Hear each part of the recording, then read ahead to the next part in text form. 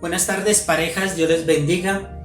Sean bienvenidos nuevamente a esta reunión donde vamos a seguir pensando un poco acerca de las instrucciones que Dios da para el matrimonio. Hemos venido pensando cómo el matrimonio es un símbolo de la unión entre Cristo y la iglesia. Y en Efesios capítulo 5, versículo 21 al 33, es donde se nos dice de cómo se cumple en el matrimonio este símbolo de la unión entre Cristo y la iglesia. Y empieza hablando de cómo debemos someternos unos a otros, y posteriormente habla del rol del hombre en el matrimonio y también del rol de la mujer en el matrimonio. Y se nos compara el hombre con Cristo como cabezas, el esposo siendo cabeza de la mujer y Cristo siendo cabeza de la iglesia, y asimismo a la iglesia con la esposa. Entonces cumpliendo más o menos roles que están allí y que se deben observar detalladamente para no caer en malas interpretaciones. Cuando se habla de Cristo como cabeza de la iglesia y que Cristo es el modelo de liderazgo que debo tener yo como esposo, entonces me está hablando de Jesús como un ejemplo de hombría. O sea, si usted quiere saber qué es un varón de verdad, ¿cierto? Un varón perfecto, un varón con todas las características que debe tener, usted tiene que mirar a Cristo. Cristo se habla en la escritura como el león de Judá, entonces se habla de Cristo como un león, pero también se habla de Cristo como un cordero, esto hablando de su mansedumbre. Entonces observamos cómo en Cristo podemos mirar lo que es la hombría real, es ser león y ser cordero, es ser fuerte pero al mismo tiempo ser humilde, es ser duro pero al mismo tiempo ser tierno. Entonces el liderazgo implica que debe haber una dureza, ¿cierto? Debe haber una firmeza en ciertos aspectos, pero también debe estar mezclado con la humildad, con ser tierno, con mirar necesidades y con suplir esas necesidades. Esto es muy importante tenerlo en cuenta para posteriormente pensar más detalladamente en los roles que va a tener el hombre como esposo y la mujer como esposa. Entonces debemos ser el hombre fuerte y al mismo tiempo humilde, debe ser duro pero al mismo tiempo debe ser tierno. Se habla en el versículo 23, capítulo 5, porque el marido es cabeza de la mujer, así como Cristo es cabeza de la iglesia, la cual es su cuerpo y él es su salvador. Entonces aquí está la comparación que hemos venido pensando. Entonces en esa hombría, ¿cierto? Que es el Cristo, el ejemplo de hombría, observamos el liderazgo. El liderazgo entonces lo ejerce un varón que realmente reúne esas características de ser fuerte pero al mismo tiempo es tierno. ¿Por qué pensamos en eso? Porque cuando se habla de liderazgo, y este es un pasaje muy discutido por personas, ¿cierto? En la cual se dice el hombre es cabeza de la mujer y la mujer tiene que estar sujeta al hombre. Entonces esos conceptos se desfiguran en medio de nuestra sociedad. Entonces pensamos que ser cabeza es una injusticia y y que la esposa tenga que someterse es una injusticia, y esto es debido a que ese concepto tanto de liderazgo como de sumisión han sido desfigurados, han sido desvalorados, han sido pisoteados, y nosotros muchas veces arrastramos con esos conceptos tan desfigurados y entonces no sabemos en realidad qué es ser líder, no sabemos en realidad qué es someterse. Aquí se nos habla en este pasaje como la unión marital es un misterio. Es un misterio.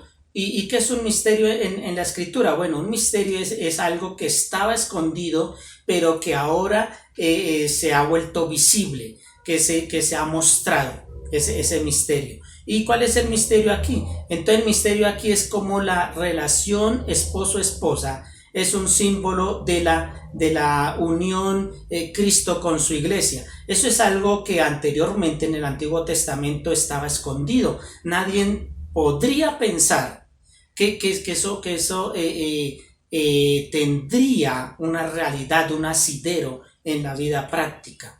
Que mi relación con mi esposa muestre la relación de Cristo con su iglesia o con su pueblo, eso era algo desconocido, pero aquí ahora se nos muestra, ¿cierto? Y se nos hace claro que es así y que es uno de los propósitos principales del matrimonio. Y para mirar esta figura debemos adentrarnos un poco en los roles que cumple cada uno de los cónyuges. Y para esto entonces vamos a sentar algunas bases aquí para posteriormente ya entrar al detalle de estos roles. En el versículo 28 al 30 de este capítulo 5 de Efesios dice lo siguiente: así también los maridos deben amar a sus mujeres como a sus mismos cuerpos.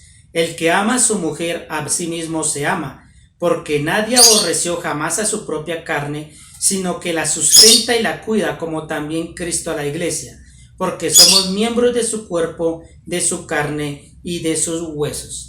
Entonces aquí este texto nos dice cómo el cuidado que el esposo debe tener hacia la esposa es un cuidado que debe asimilarse al cuidado que se tiene a sí mismo.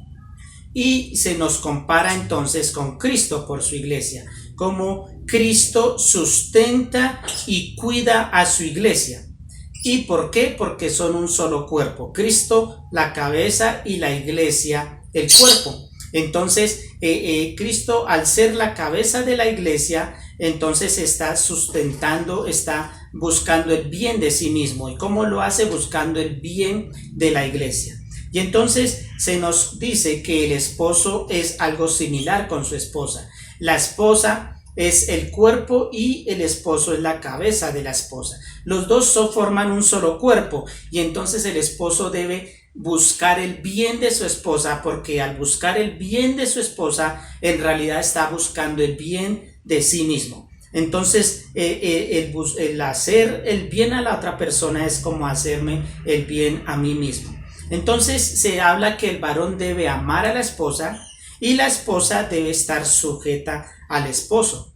Esas dos formas, esas dos dinámicas en realidad es un sometimiento mutuo, y ese sometimiento es el que se nos dice que debe imperar no solamente en el matrimonio, sino también en la iglesia y en la vida familiar. ¿Y por qué ese sometimiento? Bueno, ese sometimiento es un fruto de ser lleno del Espíritu Santo, y es lo que ha venido hablando en los versículos anteriores al 21, como la llenura del Espíritu hace que la persona controlada, llenura es igual a ser controlado por el Espíritu Santo.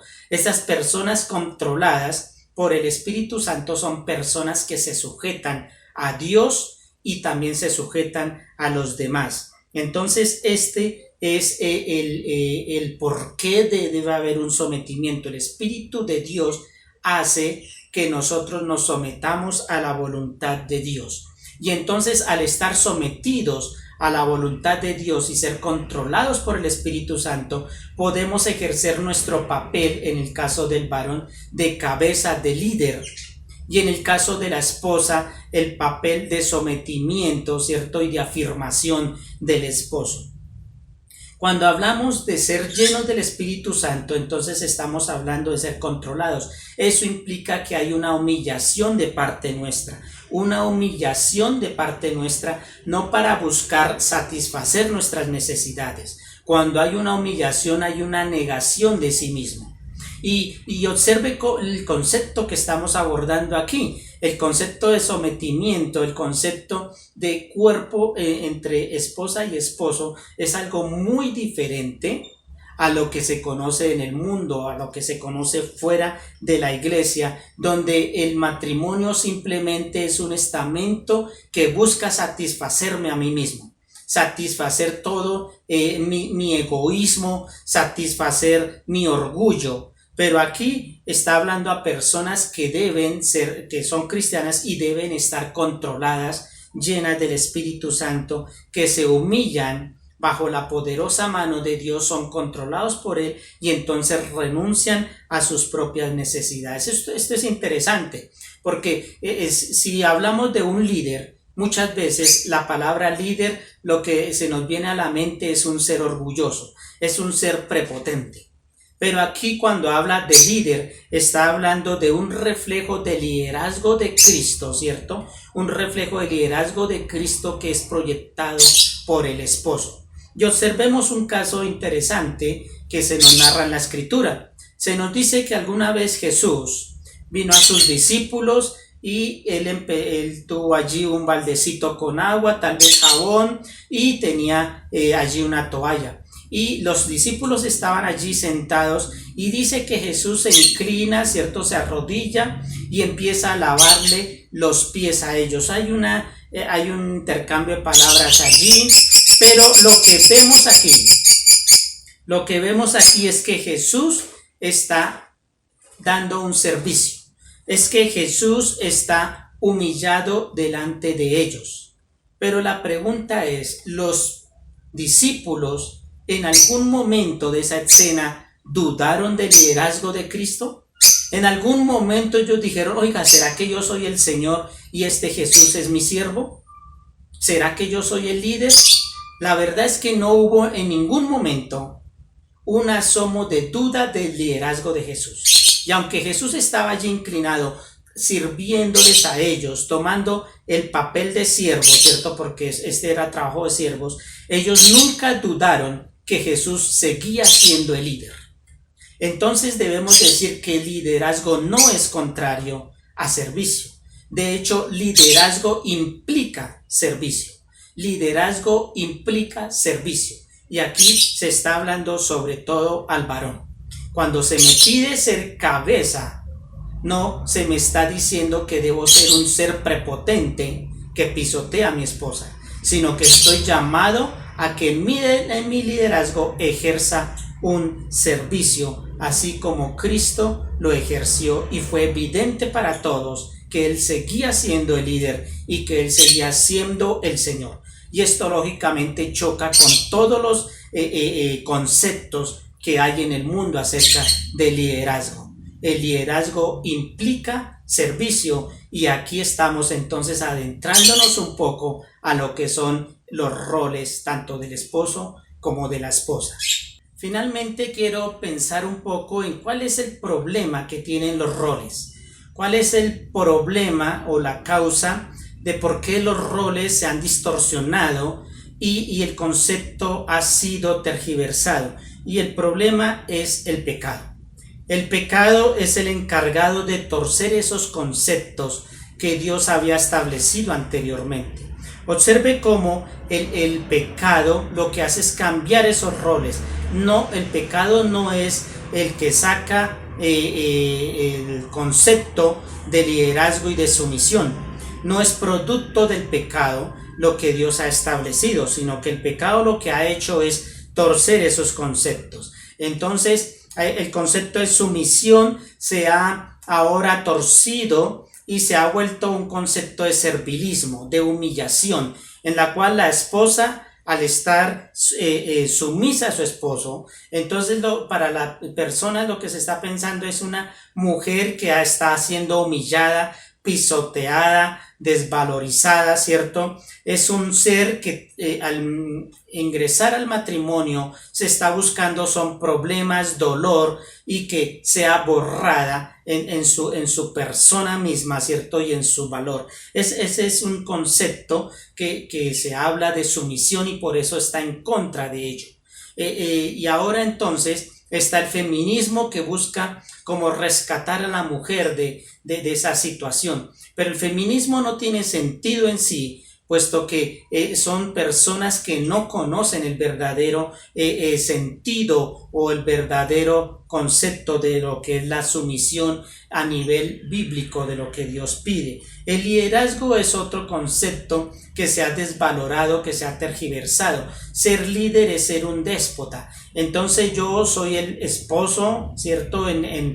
Aquí en mi matrimonio yo soy la cabeza y por lo tanto entonces de acuerdo a esa tergiversación yo soy un déspota, yo soy un ser caprichoso, que todo va a girar en torno mío y todo va a girar es para satisfacer mis necesidades. El pecado no crea el concepto de sumisión ni el liderazgo. El pecado lo que hace es distorsionarlo a tal punto que lo afea, lo vuelve algo desagradable y totalmente despreciable. Y es por eso que el matrimonio muchas veces tiene un mal concepto, tiene un desprecio por las personas. No se quiere llegar al compromiso porque no se quiere llegar a esos roles despreciables, ¿cierto? Que se nos han enseñado, humillación y despotismo por otro lado. Entonces, lo que se busca con esta de pronto dinámica de pensamiento que llevamos aquí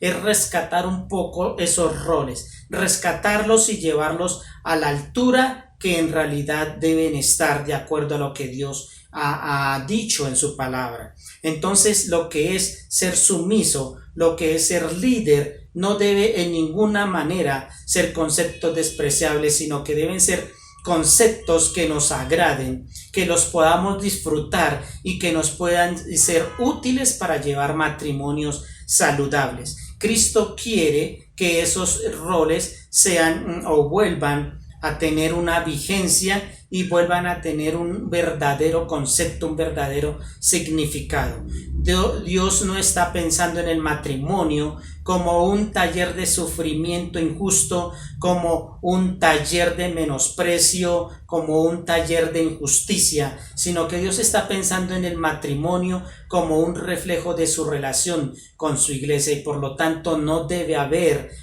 lugar para conceptos erróneos que desmaterializan, que vuelven despreciable la voluntad de Dios en nuestras vidas. Nuestros matrimonios son llamados a ser saludables, que yo como varón pueda cumplir un rol agradable delante de Dios, que complemente a mi esposa y que le dé valor a mi esposa. Que el rol de mi esposa sea un rol de acuerdo a Dios, en la cual ella se pueda valorar, en la cual ella se pueda realizar como persona, como creyente, y que juntos esposo y esposa puedan reflejar la verdadera relación de Cristo con su iglesia, que es una relación de protección, que es una relación que busca satisfacer las necesidades del otro, y todo esto para llevarlo a la gloria de Dios. Nuestros matrimonios no deben ser situaciones aburridas. Nuestros matrimonios no deben ser y no están llamados a ser espacios de injusticia, no están llamados a ser espacios de maltrato y de mal ejemplo para nuestros hijos. Nuestros matrimonios están llamados a ser espacios de felicidad, espacios de sanidad, espacios de buen ejemplo, porque allí debe imperar la voluntad de Dios, en el cual el varón y la mujer van a dar sus roles de una forma correcta y van a estar construyendo matrimonio, porque el matrimonio es eso, es una continua construcción de la pareja ante una sociedad y ante un Dios que quiere lo mejor para ellos. Les agradezco su atención y los espero para que podamos seguir mirando ya más al detalle lo que son los roles del esposo y de la esposa. Que Dios les bendiga. Oremos, por favor. Bendito Dios, te damos gracias, Señor, porque el matrimonio es idea tuya, el matrimonio está en el corazón tuyo, Señor. Ayúdanos a entender, Padre Celestial, cuál es nuestro rol, cuál es mi papel en el matrimonio, Señor. Ayúdanos a desprendernos de todos esos conceptos cerrados, de conceptos que no tienen ningún sentido, Señor, sino que destruyen la voluntad tuya en nuestras vidas, Señor. Ayúdanos, bendito Dios, a abrazar lo que es la realidad de tu palabra, Señor, a entender tu palabra, a aceptarla, Señor, y a llevar una vida que refleje el control de tu Espíritu en nuestras vidas, en nuestro matrimonio, Señor. Ayúdanos, Señor, para que nuestros matrimonios sean espacios de felicidad, espacios de un bienestar, Señor, espacios de salud, espacios, bendito Dios, de sanidad, espacios en los cuales podamos proyectar a otras personas para llevar vidas de mejor categoría, Señor, vidas con un bienestar, Señor, que se imponga sobre el pecado y sobre los conceptos mundanos que lo que hacen es destruir, desafiarte en su terquedad y destruir las vidas y destruir las familias, Señor. Ayúdanos, bendito Dios, en el nombre de Cristo Jesús. Amén. Hermanos y amigos, Dios les bendiga. Gracias por su atención.